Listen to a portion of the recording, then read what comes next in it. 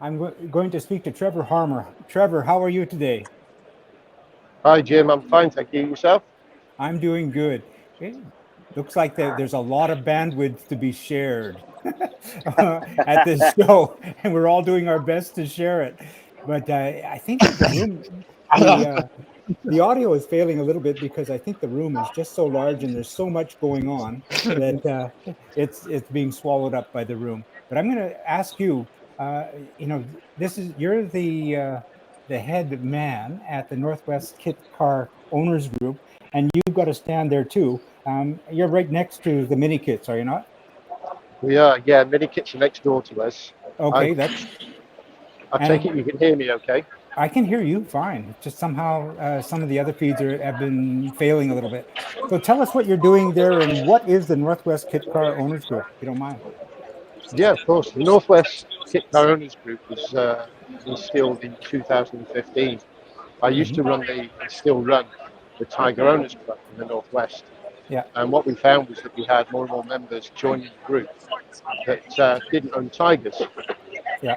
So in some respects, I like turning up with Cobras and Westfields and etc. And that just gave me the idea of, well, What do you need to know rather than about them? diluting the group or the club, why Yeah. don't We I do the start up shells. another club which entails Covers any trimmed. vehicle as long as it's a kit car. Yeah. Well, that's cool. So that's where it was born. Yeah. And we did that in 2015. We set it up on Facebook. Hmm. So every And single member that's within the group needs to own a kit car to mhm. actually be part of the group. Well, And well, every single member then also gets vetted by myself to make sure that they have got a kit car. yeah. And the other nuance, shall we say, of the group is that if you then sell your kit car in the future, you then leave the group. Yeah. So it's I totally get. exclusive from that point of view, but the camaraderie and the banter and everything else is brilliant within the group because everybody owns a kit car. There's no keyboard warriors. There's no one trying to, shall we say, put other vehicles down or people or anything like that. We're all, doesn't matter whether you own a, let's have a look. Doesn't matter if you own a, where are we? Let's get that. Ah, there we go. You know, sort of like 60 to 90,000 pound Ultima like that, Yeah. or a Robin Hood that's 2,500. It doesn't make any difference at all. Hmm. As long as you've got a kit car, you can be part of the group. Well, that's true. And then one thing that I've learned and what appealed to me is, I mean, aside from being a wonderful group, to have the camaraderie, you have a cause that you embrace as well. Could you tell us quickly about that? Yeah, the cause, what it was, just briefly how we came to this, or I came to this, is the cause itself. When we drive down these, you know yourself, Jim, when you go down the streets in these cars, they're so unusual. People look at them, they smile, and it puts a nice step in their shoes for the rest of the day because they've seen something unusual. And we enjoy them so much, and we thought, you know, it's a powerful thing, and we could probably do something very good with this Hmm. and put something back into the community. So in 2017, I decided to set up a separate part of the group, which is what we call the hardcore group. Hmm. And we have a donation each year, minimum of £12 for the year.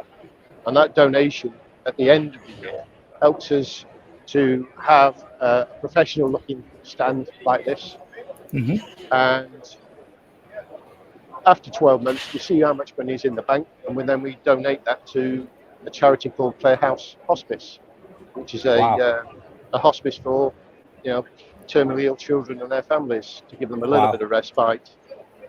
And yeah, we're doing okay. We're doing okay. This is I don't know if you can see it, but is that I can't see the camera at the moment. So is that in the right place? Yeah. Help reach every dying child. Yeah.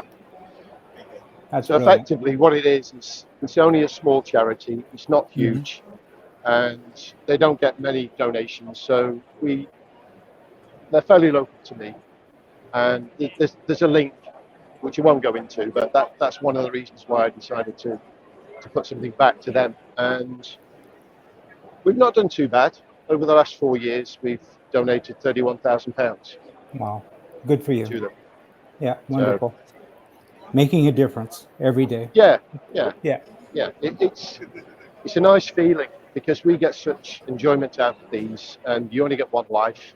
Yep. You live it, and if in the Yep. meantime you can do something to make other people's families and lives a little bit more helpful, we do. Yeah.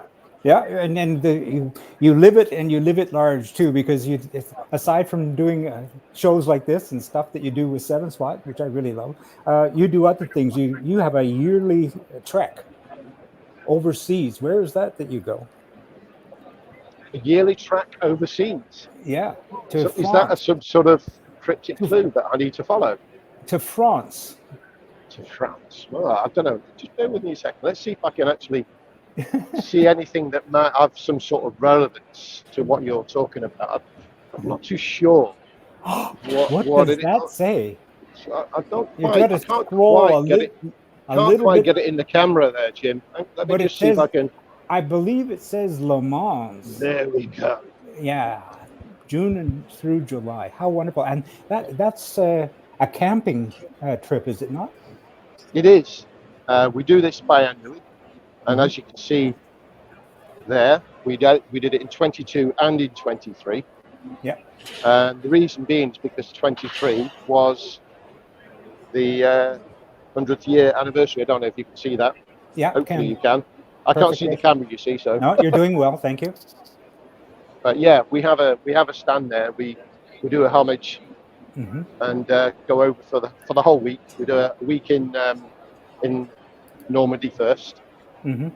and then we make our way back down to the chateau where we stay, which is about 20 to 30 minutes away from the track. So we get a good drive each day down to the track. And we're hoping, well, I know we're going to do it again in 2025. And it just so happens that Etienne is the chap who organises the 24-hour Le Mans. And he actually came over from Paris this weekend to come and see us. Yeah. So it's been here, it's been to see the show, and he come to say hello to me as well, which was absolutely amazing. I was completely gobsmacked that he's actually turned up to do it. He threatened he would, but I didn't think he would. Wow, that's absolutely fabulous.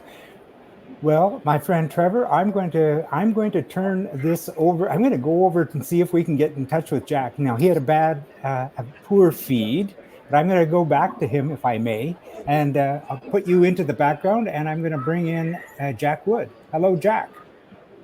Thanks, Jim. Hello. Hello, Jack. Sorry, my voice. That's all right. My voice is shot too. How are you doing? Yeah, really good, thank you. Yeah, really good. All right. How are you? Quickly, I'm doing great. It's Jim Gould here, speaking to Jack Wood. Now, Jack, you are the new owner and publicist. What publication are you? Have you taken over? And tell us a bit about what you do. Well, basically, I've taken over Complete Kit Car magazine, which I've been a part of for the last 5 years or so. So basically, anything kit car related, we do builds, we do classics, we do special builds. We've got some exciting plans for next year. Going to do a little bit with the cycle kart guys, and yeah, we're basically about building cars and celebrating cars people have built. That's great. And sort of the history of kit cars, because it's a rich history, especially in the UK, but also beyond. So yeah, anything kit car related, we tend to do. Absolutely fabulous. As I said before, I'm absolutely chuffed that you're with us, and I'm looking forward to seeing what you've got coming. I know that you've got many very happy subscribers, and whatever we can do to work with you, we will embrace it to help spread the word for you and build your subscription base. Live. Looking forward to that. That'd be yeah, me too. Thanks, Jim. Thank you. Yeah. All right. I'm going to swing over back to Trevor now at the Northwest Kit Car Owners Group. Trevor, are you there? Yeah, I'm here, Jim. All right. I'm really chuffed that you're with us. Now, have you the ability to kind of wander around a little bit and tell us, are you tethered to a microphone line and a computer? I'm tethered to a microphone line, but that's just about it. And my camera, which is obviously my phone. So bear with me a second. Yeah, no worries. I mean, if you've got some highlights of what's going on there and you want to share with us, I would think that that would be just wonderful. Yeah, sure. One of the stands that I really anchor to have a go at this weekend and not had the chance to have a go at yet is you're going to love this, Jim. This is fantastic, and I so want to have a go. I don't know if you can see this just behind me here. Oh, let's see if I can spot them. They are whizzing round. Oh, how cool is that? Are those kids on there? And of course, they're being kids. Yeah. This is so wonderful. That is, and they've got a mini obstacle course. I am so jealous. Yeah, it's not fair. It really isn't fair. There's a topic for you to pick up on, Jack. Yeah.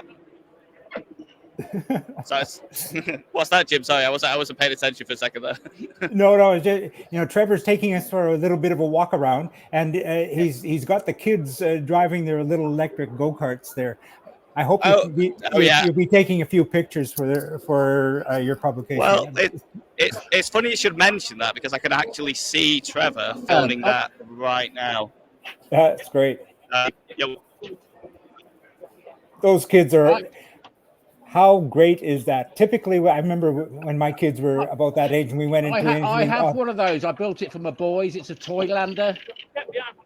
That's cool. That is cool. Now this is participation, because typically when I brought my kids often to anything automotive when they were about that age, they were just like passengers to the show, and they were just like, well, thanks, Dad. But look at this. They're chuffed. They're so happy to be there. Look at that.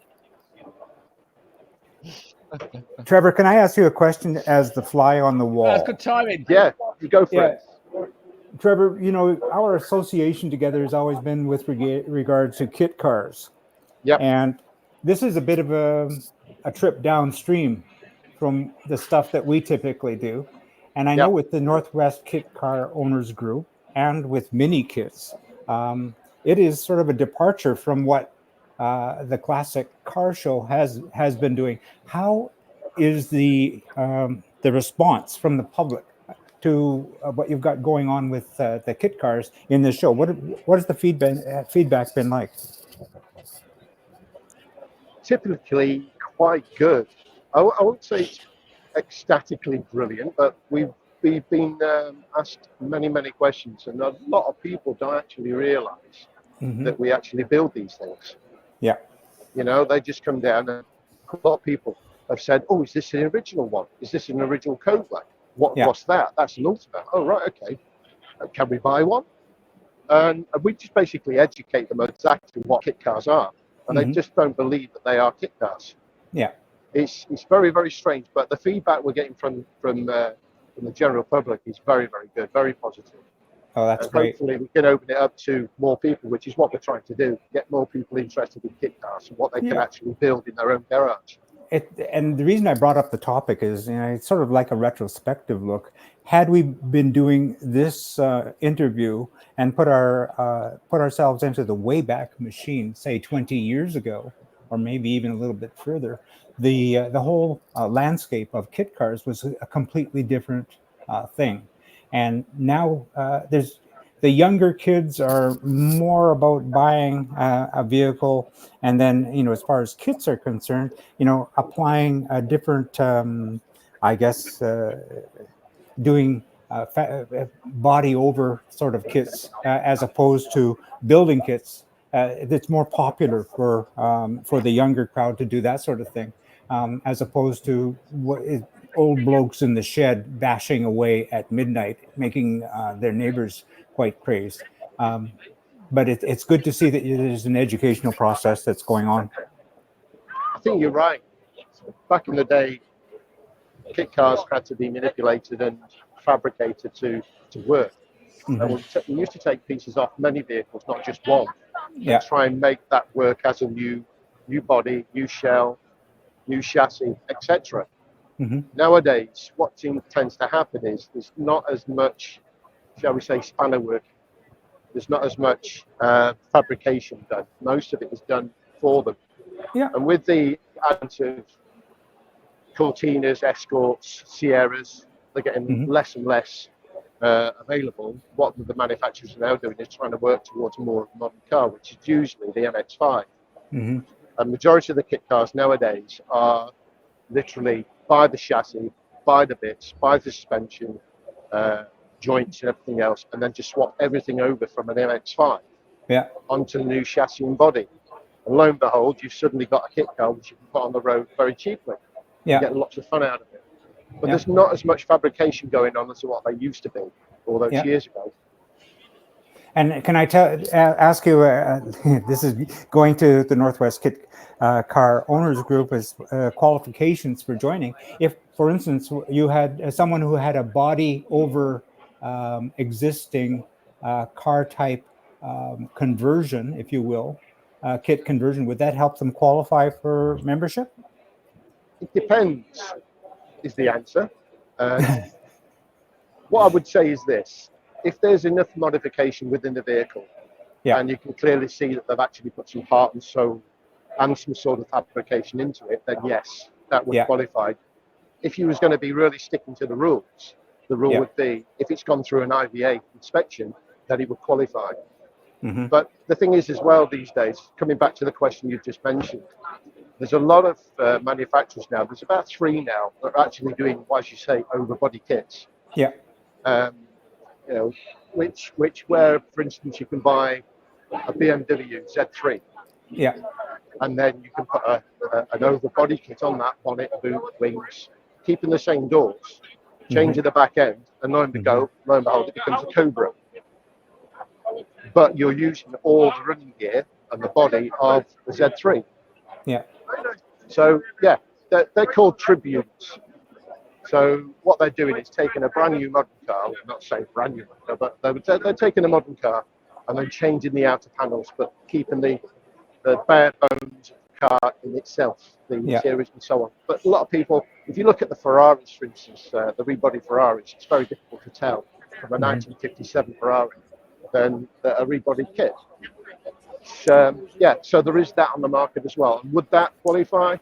Yes, it would, because there's a hell of a lot of fabrication. Okay, it doesn't go through an IVA test, but there's a hell of a lot of modification, fabrication that needs to be done in order to strip the body back to the bare bones, repanel it, paint it, and so on. So yeah, they qualify. We've got about 3 in the group, which are replicas of the vehicles. That's a nice looking Cobra there.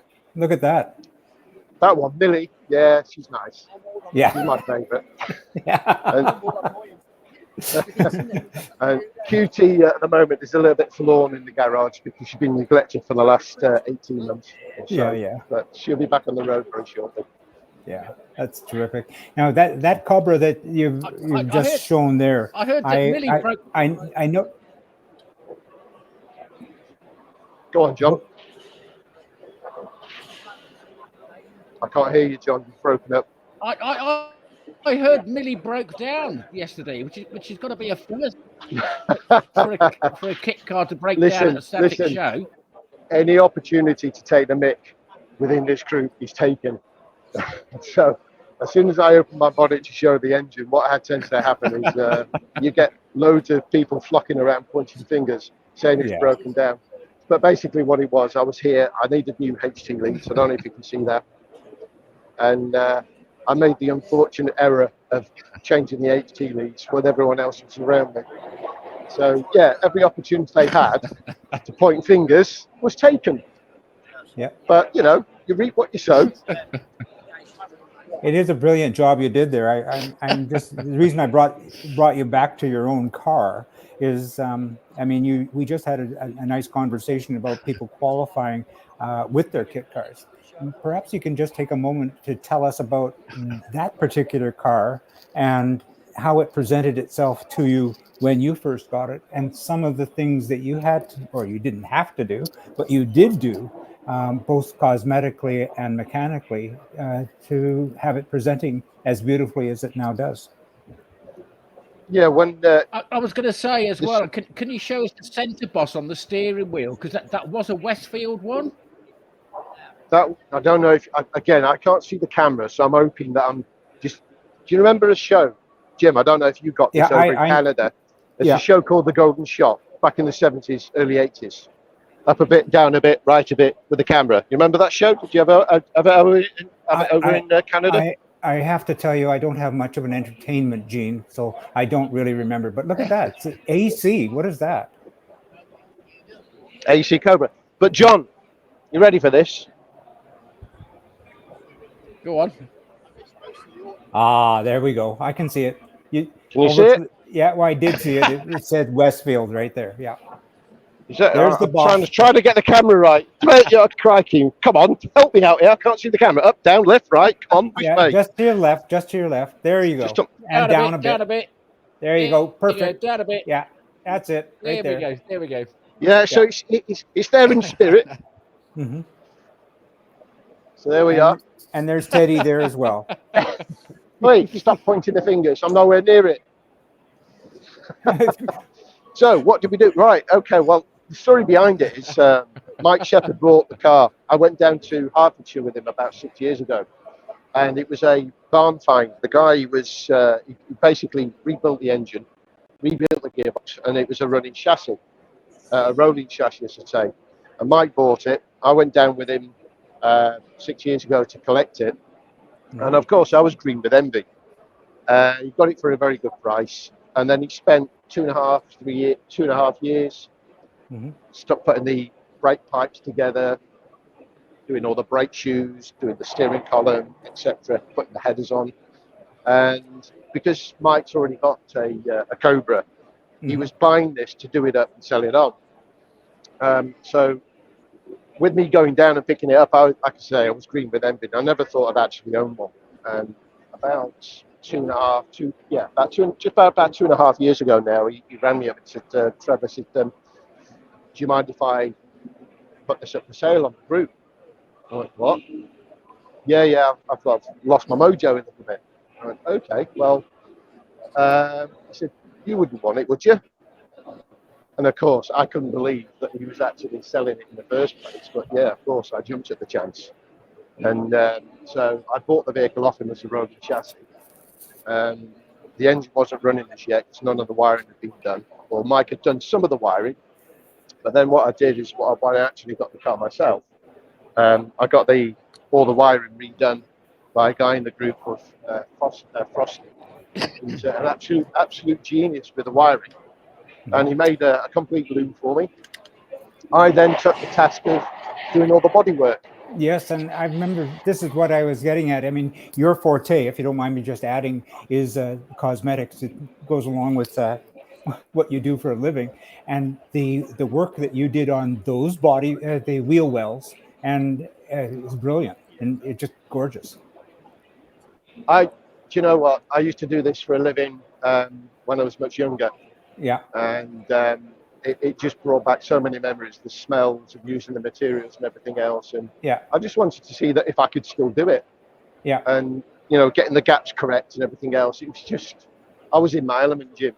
It's just a wonderful thing to do. And I never thought I would actually do it. Yeah. And ended up getting it to the stage like it is now and got it through the IVA 6 months ago. So, and in 6 months, I've done over 3,500 miles. Wow. So it's been about. Anything else you'd like to know? No. I mean, I'm just so happy to see it. Just great, guys. I'm John just so happy and to Craig, drive it. if you've got anything that you would like to add, just jump in. Don't feel free. At this very moment, I don't really have anything off the top of my head. I can probably go off and see if I can get a celebrity for you or not. It's up to you. If you're up to it, go ahead. You can wander away. We can bring you on screen, on front and center anytime you want. Okay. I don't know if you've heard of the Sporting Bears. Basically, they have a mixture of kit cars and all different cars, and they do raise money for charity. And they have a representative called Wizzo. So I'll see if I can go and get him for you if he's somewhere. Just bear with me for 2 minutes. Okay, I'll bring Trevor back in. Whilst you're taking a whizzer, I will bring Trevor in. Again, Trevor. Trevor, can we have a walk around of the? Can we have a walk around of the Ultima? It's not a very nice car, to be honest. It's we struggled in the decision of actually bringing it here because just bear with me a second. I just want to see if there's any. I just want to see if there's any. Just want to see if there's any dust on it. Oh, there's lots of dust on it. Just bear with me a second. Is that okay? Can you see that okay? Okay. Yeah. Yeah, we actually struggled to make a decision of whether to actually bring the Ultima here or not, because we thought, is it going to bring the standards down? That's what we thought at the time, and in the end we relented and thought, yes, we'll bring the Ultima along. Yeah. Can you see that okay? Does the owner feel like being a star and putting on your headset for a moment? I can ask Tim if he'd like to have a chat with you about his car, if that's okay. Yeah. Is that okay, Tim? I was going to say what? Okay. Yeah, what would you like to know? This is Tim. What I'm going to do, I can't hear you once I give him my headset.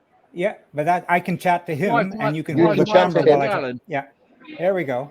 Yeah, I'll just pass you my headset. That's it.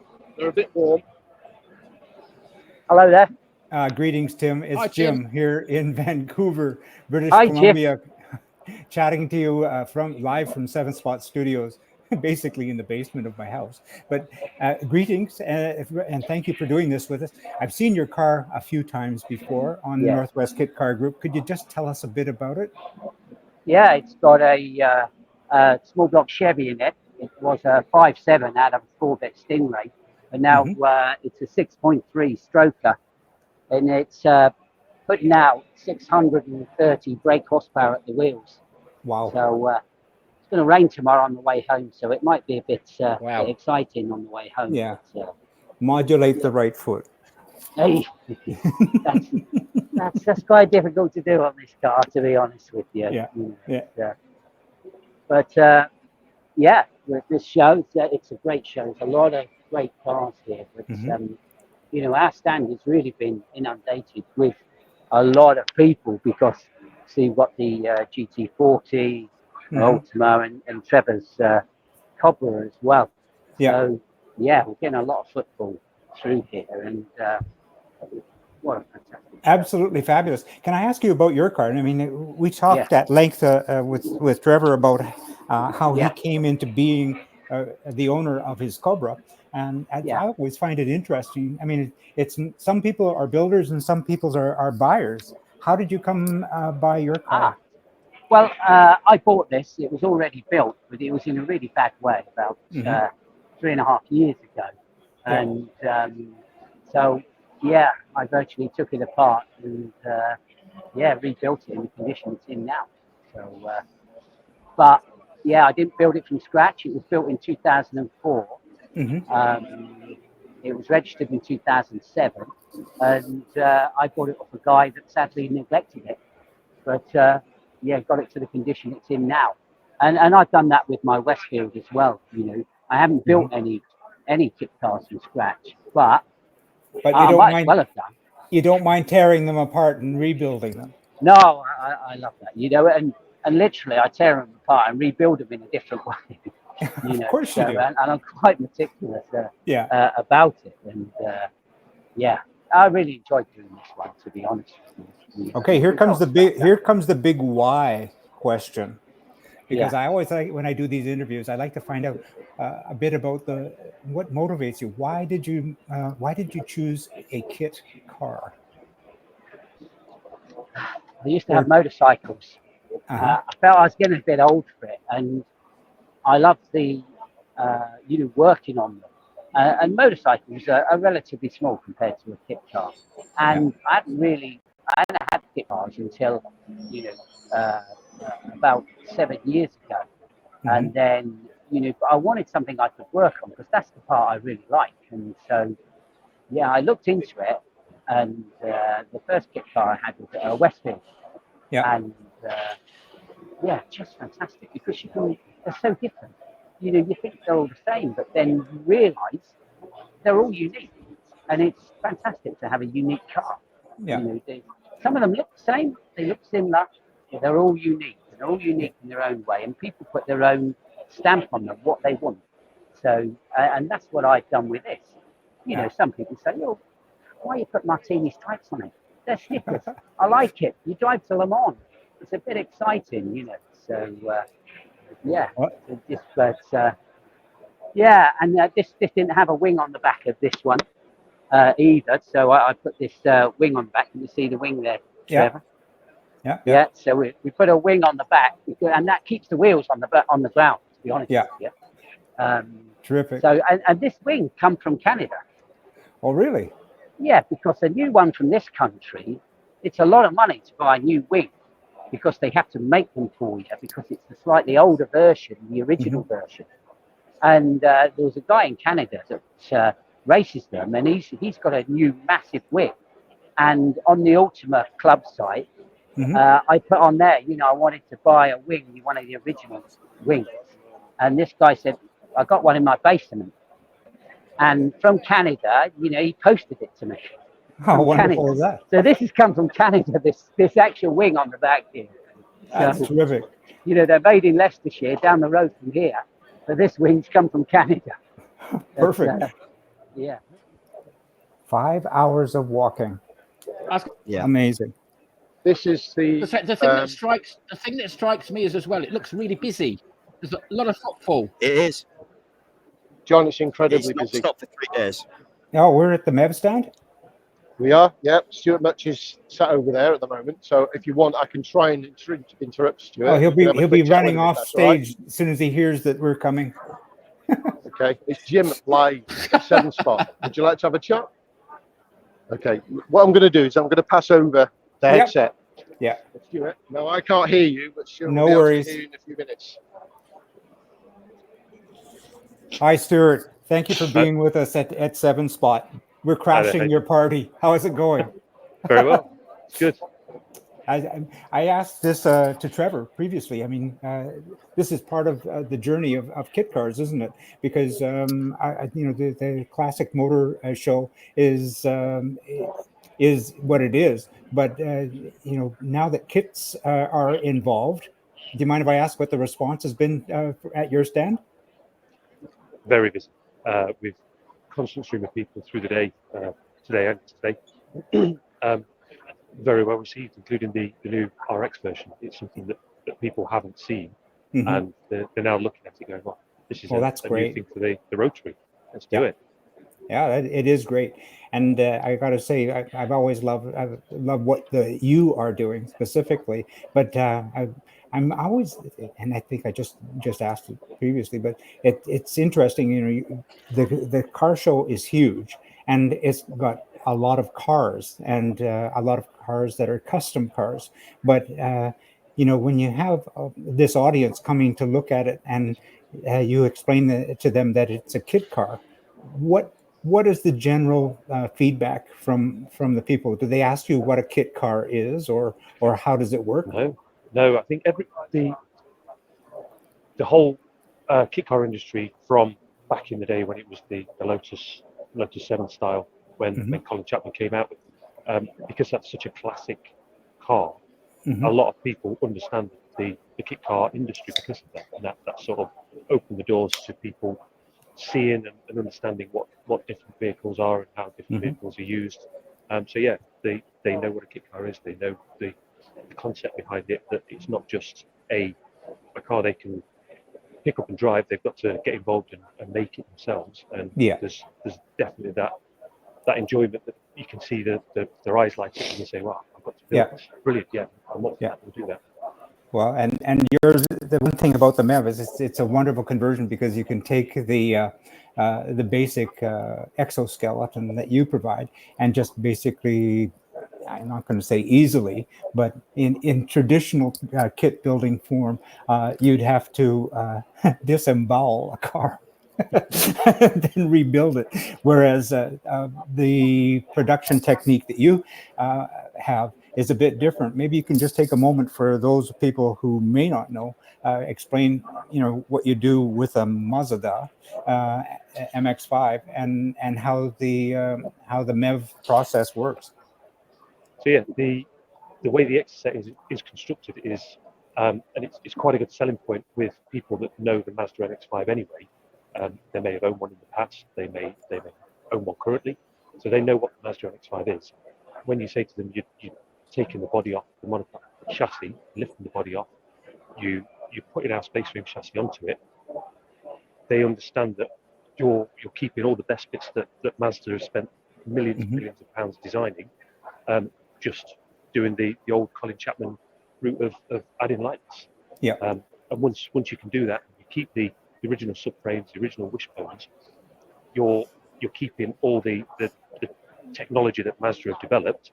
We're not reinventing the wheel. All we're doing is making the whole thing lighter.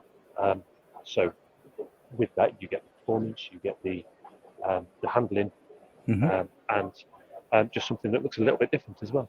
It's absolutely fabulous. And here's another question. I mean, I'm the question guy today. I mean, when people are coming to visit the stand, are you getting a lot of people who are interested in having pre-built or factory-built vehicles from you at MEV, or are they, kind of guys like me who just want to get a kit and start building in the shed? The vast majority love the build, love the idea of building it, love the sense of achievement of building something of their own. But yes, you do get the one or two, and we always know it's going to be a small percentage who want that turnkey production car. So while we're offering that, we know that's not the main part of the market. Well, that's absolutely terrific news for the kit car industry. To see that there are guys who like bashing away in sheds and and continue to grow it. Now you're offering the MX-5 version there, and are there any other options that you provide with your MEV kits?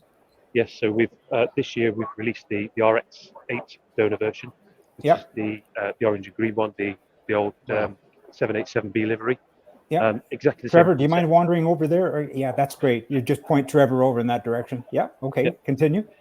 So this, exactly the same concept. The RX-8 uses, again, the monocoque chassis that is so popular with the MX-5. Exactly the same concept. You lift the body off, you put our space frame onto it, bolt it all up, wire it up, put it up, and then you've got a 230 horsepower rotary-powered fire-breathing monster. Yeah, fire-breathing monster is absolutely right. Well, I'd like to say thank you so much for sharing a little bit of time with us. This is absolutely great. John or Craig, do you have any questions?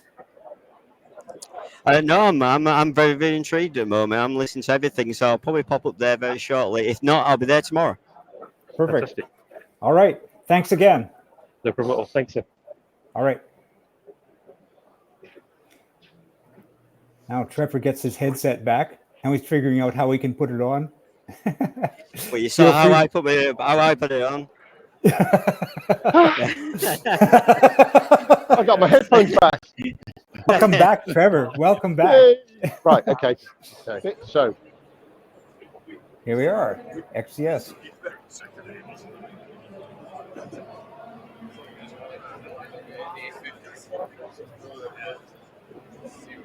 Isn't that lovely? Just see if Harvey's around.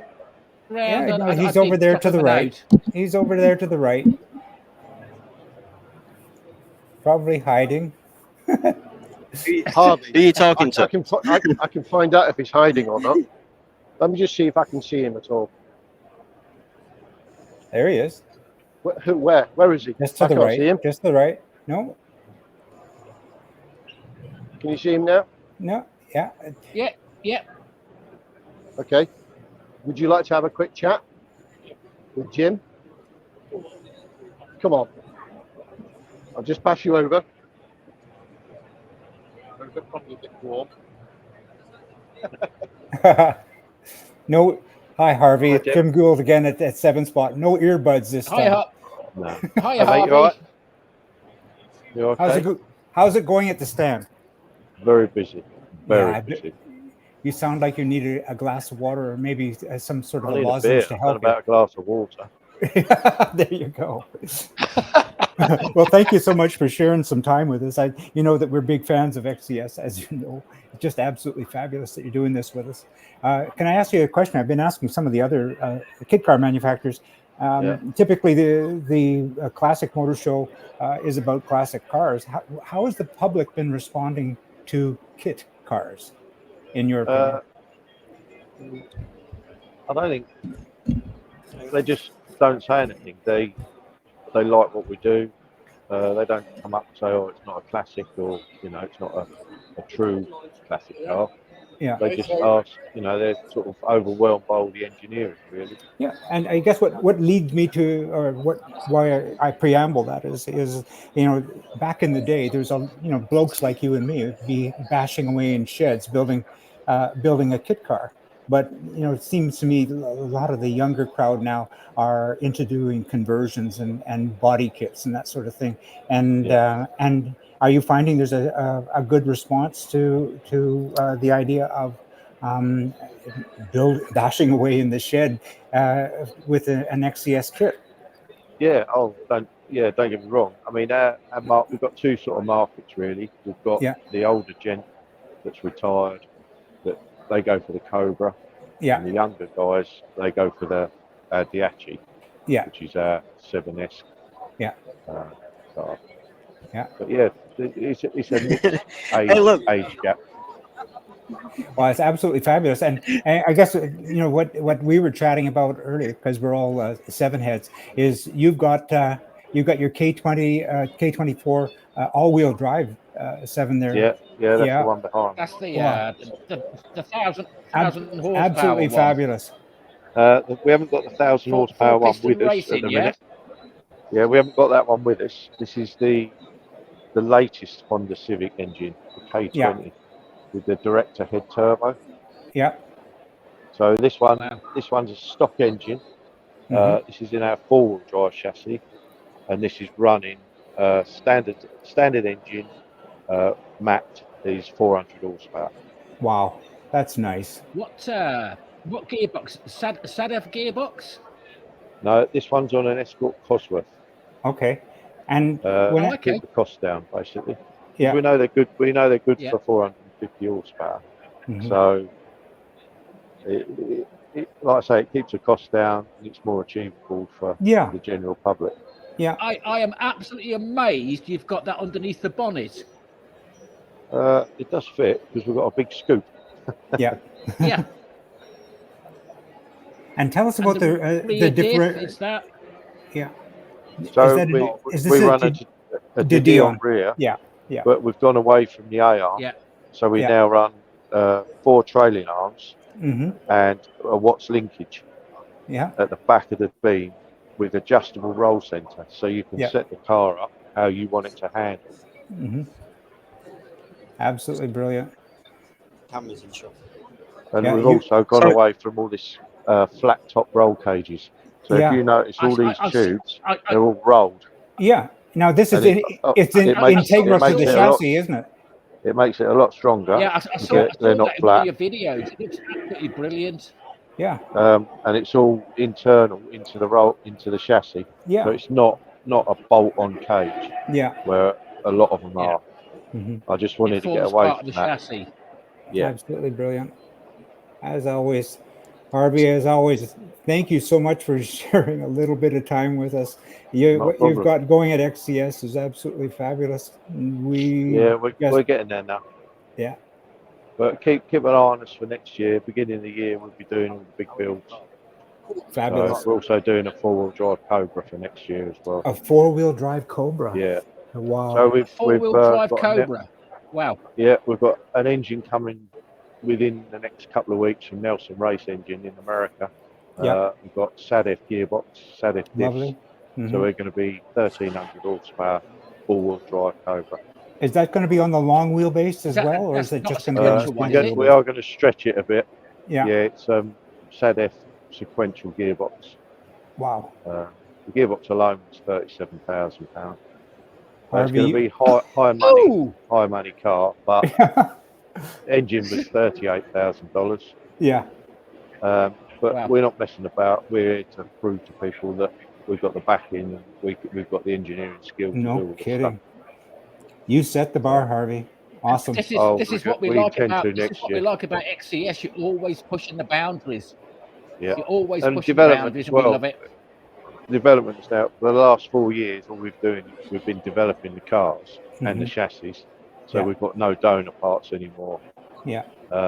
It's all brand new stuff, and Well, a lot of the other companies just haven't been doing the development. No.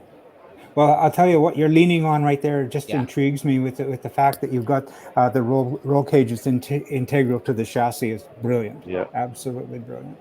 Yeah, it looks so much better as well. Yeah. Yeah. And it's the proper way to do things. Yeah. Yeah. And safety is is always a concern, and that's amazing. Yeah. Yeah.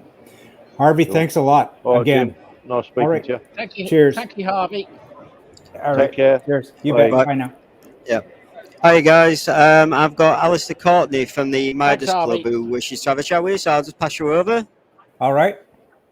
Put those on. Keep the microwave. Oh, definitely. Good afternoon. Greetings. It's Jim Gould from Seven Spot with John Minion, and this is the show that we're producing with you. And do you mind if I ask you? And I didn't get the introduction.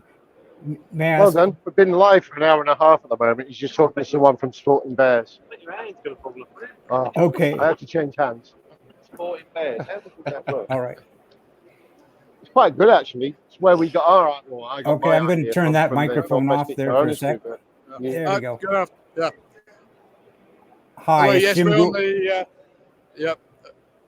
Got that. Go yes. for it. Yes, we're on the Midas Owners Club stand, and I don't know if you know about the Midas. It's British I kit do car. not. No, Midas based kit on car. yeah, Yes. based originally on the minis, and Okay. this year we have a mini Marcos, which is the forerunner of the Midas. So the Marcos obviously derived from the mini Yes. Gem and the Yeah. Adicot, better known than the Midas. And then in the 1970s, Howard Dermott, who started the Midas brand, he was building the mini Marcos under license from Right. Gem Marsh. And Fabulous. he obviously thought he could do better because obviously by that time the mini Marcos was 10 years old or more. And he met with a guy called Richard Oakes, who is well known in kit car circles. He designed the Nova and several other kit cars, went on to design the GTM Libra. Richard Oakes actually designed the first Midas, the Mark I, and which we've got a Mark II, which is very closely related. I don't know if we can swing the camera around here. So this is the original.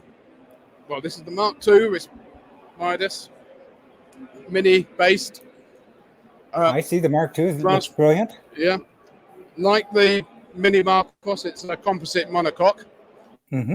So this is the mini front subframe, an engine gearbox, and front suspension.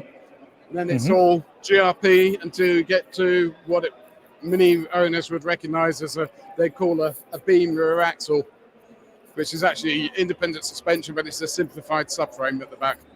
Okay, So, that's cool. So And drivetrain wise, it's all standard mini. This one is standard mini. The mini Marcos has got a 7-port head on it from Specialist Components. Yeah, so that's putting out. I'm told it's 115 brake horsepower at the wheels. Wow, so nice. that goes pretty well. Yeah, and it's gorgeous. I love I love watching them rip around in races, and it's such a gorgeous shape. You know, you've seen them, the mini Marcos in the historic racing. Yes, there's a number of them racing now. Yeah, we haven't got a Midas yet racing. That's something I think we need to try and get a Midas into historic racing soon. Trouble is, they sort of cut off in the 70s as what they call it, historic racing. So there's not many series we can race a Midas in. Yes, and quite a few rules and hoops you have to jump through to qualify. Expensive ways. Yeah. The biggest problem is Lotus 7s, I'm afraid, or Caterham 7s. You end up in the same class as them, and then something like this you can't compete because it is what it is. But I love the I love the shape. I mean, it's to look back in the past and see how innovative that particular shape was back in the day. Oh, just amazing. Indeed. And to me, what interests me, because I'm an engineer, is the construction techniques in the cars of the composite monocoque. It is something, quite different that they were able to do. Lotus tried it, obviously with the Elite, with the Elite, as well, were well known for doing it. But they actually, the techniques of the composite monocoque that were used on this just took it a step forward. Simplified it, made it stronger. Because the Mark III Midas, we don't have one this weekend, I'm afraid, but the Mark III Midas actually was put through the 30-mile-an-hour crash test and passed it. Wow, that's an expensive proposition for somebody. Yeah, they were fortunate they were able to get some government grant at the time. Okay. So that helped to fund that, and they put it through the 30-mile crash test. The requirement for passing the test is the steering wheel mustn't move more than, I think it's 127 millimeters, which is something in imperial. Yeah. And apparently they measured 15 mil of movement on the actual crash test on the Midas. When you mentioned the crash test, my imagination went to GRP laying all over the ground, and then the task of picking it all up and trying to glue it all back together.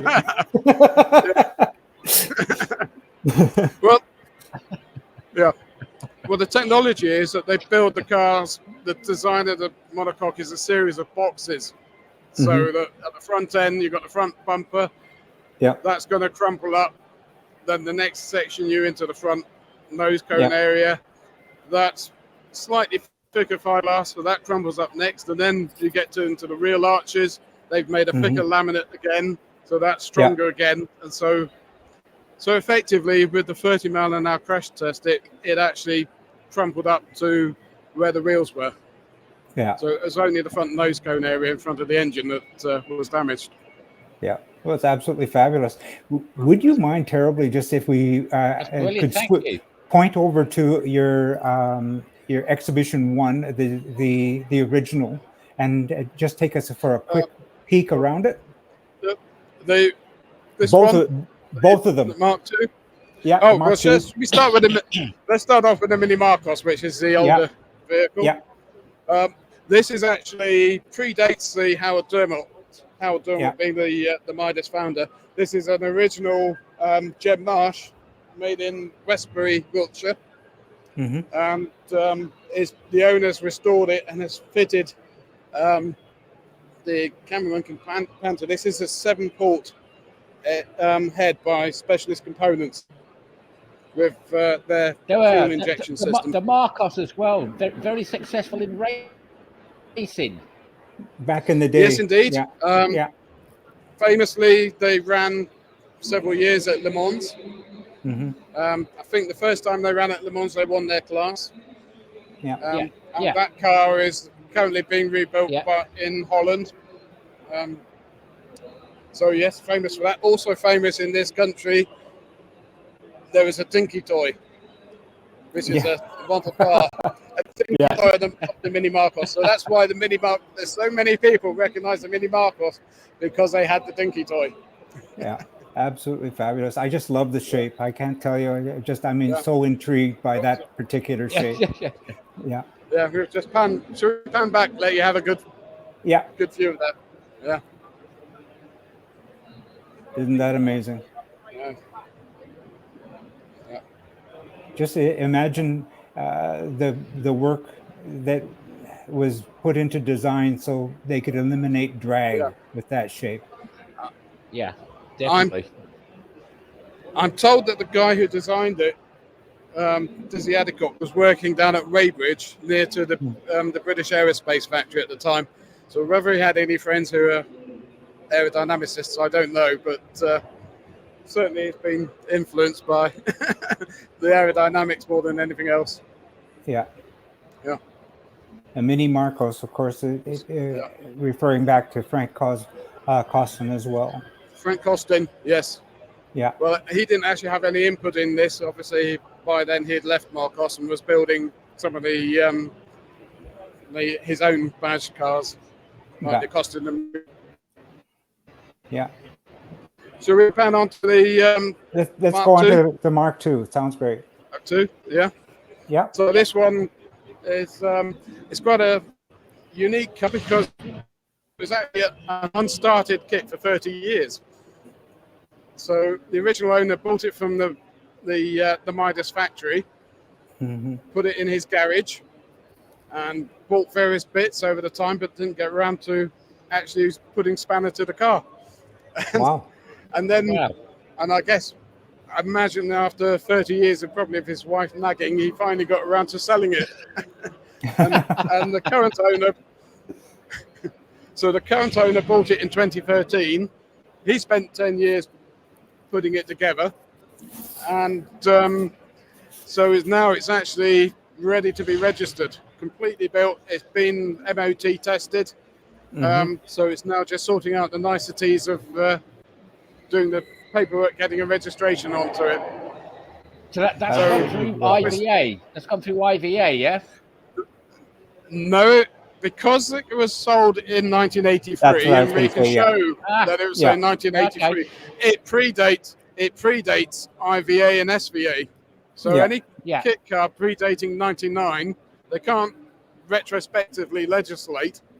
So they just have to go through the historic vehicle procedure of getting a new registration. Wow. So I suspect he's going to end. So it's going to be tax exempt as well then.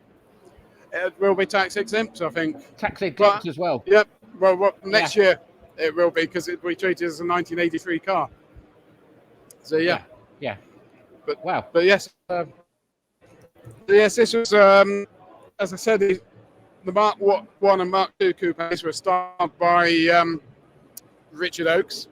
The interior, I don't know if we can pan in to have a look in the interior of it, because Richard Oakes was doing a course at the Royal Academy, which is the famous car designer design course, and the interior for the Mark II, because he'd done quite a simple interior on the Mark I, the interior for the Mark II, which is much more like a production vehicle, was his final year project. Done very well. Very well indeed. Absolutely gorgeous. Yeah. Now I've got a question for you. I got a quick question for you.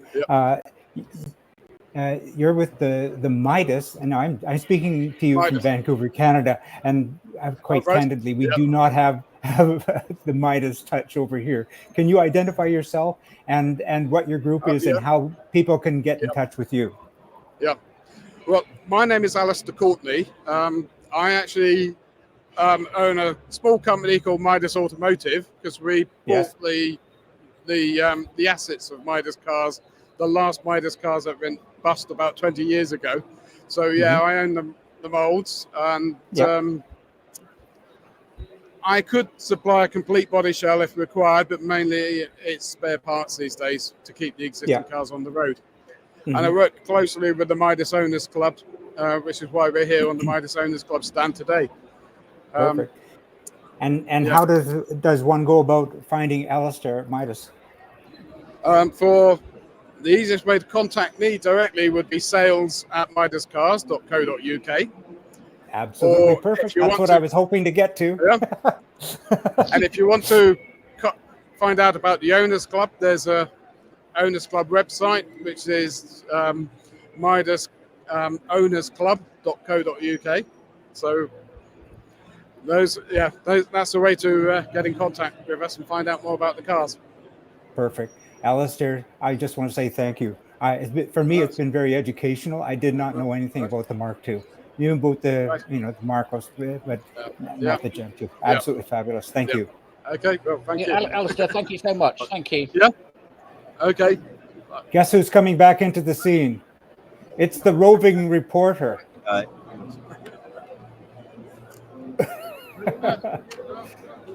Trevor, can you hear us? I think he's got his microphone turned off. No, not now. Well, perhaps this is a good opportunity to bring us all back into the picture, if you don't mind me saying. I'm going to do it this way, because here we are. I mean, we've been on board here for 1 hour and 45 minutes, and we've covered a lot of territory, and you guys have all been brilliant, and it's been absolutely fabulous. But perhaps it is now time for us to take a deep breath, go back home and conjure the results of what we've produced, and think about projects for the future. This is just absolutely great. Cheers, guys, and thanks again, Jim. All right, see you at 7 Take care. Yeah, thanks, guys. See you later. Cheers, guys. Yeah, be seeing you.